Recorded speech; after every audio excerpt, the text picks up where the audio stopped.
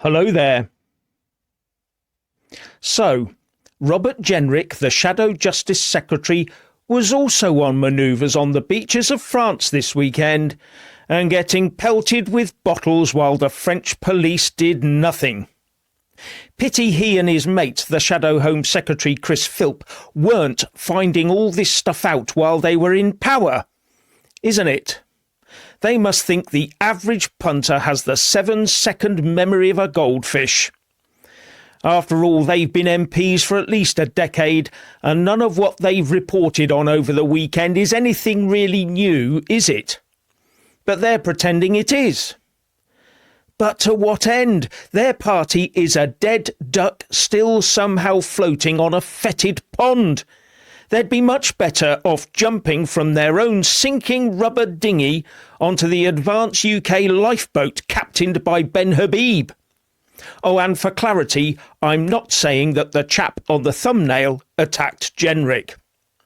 Anyway, here's Robert Jenrick on tour in France.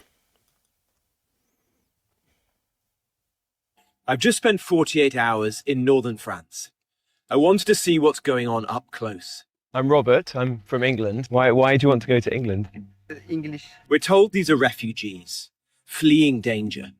But that's not what I found. I live in Saudi Arabia. I'm working in office for the passport. Well, so you think if you come to England, you won't be sent anywhere. You get to live in London. Yeah. And are you worried about getting a small boat across the channel? No. It's not long before a man warns me to leave the camp. And moments later, bottles are thrown at me. Fuck! Hold on. Go now. As we leave the camp, we spot something. A group of maybe 60 or 70 migrants on the way to the beaches. We follow them. They're holding their life jackets. Well, it's 8:30 at night now. They're now there at the bus stop. No sign of the French police whatsoever. They get on the bus, no tickets. It looks like an everyday occurrence. We follow the bus. It's 9:30 and we've followed the migrants all the way into Dunkirk. We've walked behind them. We think they're in a little passageway behind these houses. The beach is just there. They are hiding just behind these trees here. We've been in and around this beach now for a couple of hours and we haven't seen any police presence. Zero, zilch. It's just after 4 o'clock in the morning. We know that the migrants are just over there. At daybreak, we find the migrants have gone. We don't know where. There's still no sign of any police. So I ring them. I'm in Dunkirk and I saw a large group of 40 or 50 illegal migrants in the cemetery off the main road by the beach. He doesn't think that they are going to come, but he's going to give the information to the police. Then police will decide. Okay, thank you very much. So I think the police officer just said that he doesn't think the police will be sent out. We've literally gone to a camp, found a group of migrants holding life jackets, watched them get onto a public bus in plain sight of everyone. Then we watched them walk through Dunkirk, and we've given £800 million to France, and we didn't see a police officer the whole day. And now we just phoned them. It doesn't sound they're even going to bother to come out. So this is where the migrants spent the night. You can see they left behind all sorts of things here. Tons of rubbish as well. They completely trashed the place. Within an hour or so of them leaving, there are people here cleaning it all up. Just another day in northern France. Now, apart from being very infuriating, it is also annoying that Jenrick is just telling us stuff we knew years ago, and that he should have been a part of dealing with when his party was in government. And apart from the faces, Jenrick's video was eerily similar to that of Chris Philp, which I showed you yesterday, especially where this type of thing is concerned.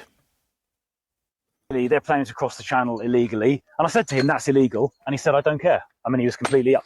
Well, right, Okay, let's go. We've got to go.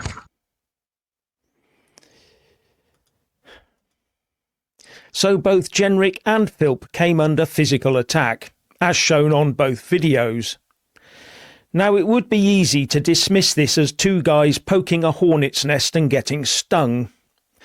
But do we really want people coming into the UK, probably for the rest of their lives, some of whom so readily and easily resort to violence? But I do hope the cameramen were also safe. And don't forget Chris Philp and the French buses, which also featured in Jenrick's video. In Jenrick's video, we saw them boarding buses, looking like they weren't paying for it. They just got on and were ferried to the beach. So I'll just remind you with what Chris Philp found over the weekend as well. What we can see here is a large group of illegal migrants being shepherded onto a public bus. French police, as you can see, are present and they are heading towards embarkation points where illegal crossings of the channel will happen very shortly. These people are going to probably be in a hotel somewhere near you soon. This is a symptom of the complete inactivity by French law enforcement, and it's a symptom of Labour government's total loss of border control. It's happening right now, right behind me. So, both those videos show a land-based ferry service queuing them up for the sea ferry service provided by the RNLI and Border Force. And by the look of the response from the French authorities to all this, on both the Jenrick and Philp videos, you would be forgiven for thinking that they've lost total control of their borders to the point they no longer care. And that the UK giving them a few quid and then puncturing the odd boat for show is all there to placate the UK masses. But it's really telling how they had a team of litter pickers there so quickly to clear up the mess left by the illegals, wasn't it? The sum total of official intervention, it seems. Or maybe local volunteers who know the game all too well. But as I said, why are Philp and Jenrick bothering? Unless they see themselves as being part of a Tory political pressure group once the last vestiges of their party are rejected from the House of Commons at the next general election. And the more they go on these little jaunts to try and convince us they are electable once again, the more people will point to their past collusion in this legal and illegal immigration invasion of the UK we're seeing right now. And now we face an even larger threat from these larger, made-to-order mega rubber dinghies, which can each hold over 100 people. Wonder if that one will be plonked on a lorry and taken back to France for recycling. And we have now just broken the 50,000 barrier of those crossing the channel illegally since Keir Starmer's Labour government came to power. And Keir Starmer's reign is seeing the largest number of arrivals per week than under both Boris Johnson and Rishi Sunak. Here's the latest data from the Home Office as reported by The Telegraph and updated today. So total known arrivals under Boris Johnson, 65,811. Average per week, 404. Rishi Sunak, he managed 50,637 at 574 a week.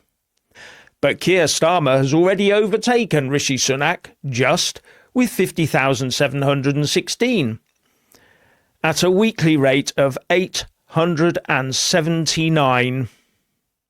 Now, at that rate, or sooner, given the size of the new dinghies, Keir Starmer will overtake Boris's record in just over 17 weeks' time, with the only thing in the way of that being the weather. So there you have it. Just look at those numbers. It's just ramping up. What do you think it's going to look like in a year's time? at this rate, with no action to actually physically stop the boats. It's just going to get worse, isn't it? There's no way round this. You can't, as horrible thingy says here, we've been well and truly sold out. Yes, we have.